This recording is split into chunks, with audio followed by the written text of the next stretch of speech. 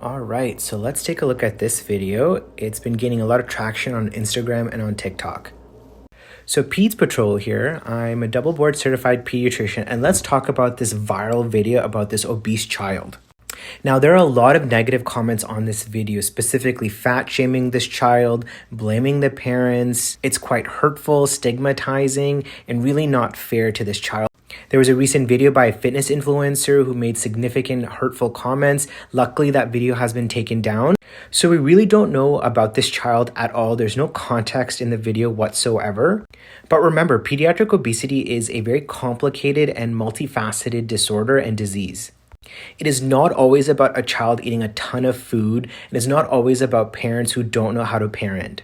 So before anyone makes any sweeping accusation about what's happening or assuming what is happening, let's really talk about pediatric obesity.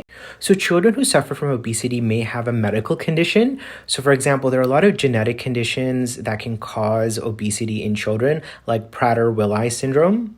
So this is a genetic disease that causes obesity secondary to hyperphagia, which basically means that these children have uncontrollable hunger that is very, very hard to stop.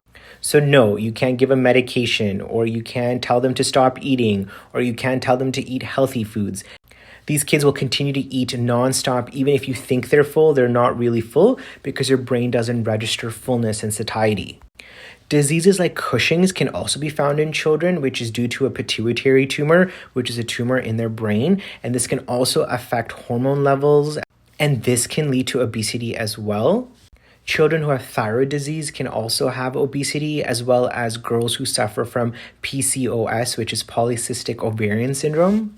And obesity can affect Blacks, Hispanics, South Asians, Indigenous people disproportionately as well. So there are racial and socioeconomic factors that can affect a child's risk of obesity.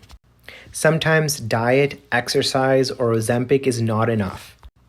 Therefore, talk to your family doctor, go to your pediatrician, and see whether or not your child needs to be worked up for one of these conditions if they haven't been identified already.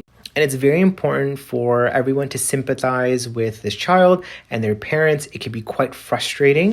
And rather than bullying them on social media, let's actually support this family and other children as well, so that we as a community can ensure that they're the best versions and the healthiest versions of themselves.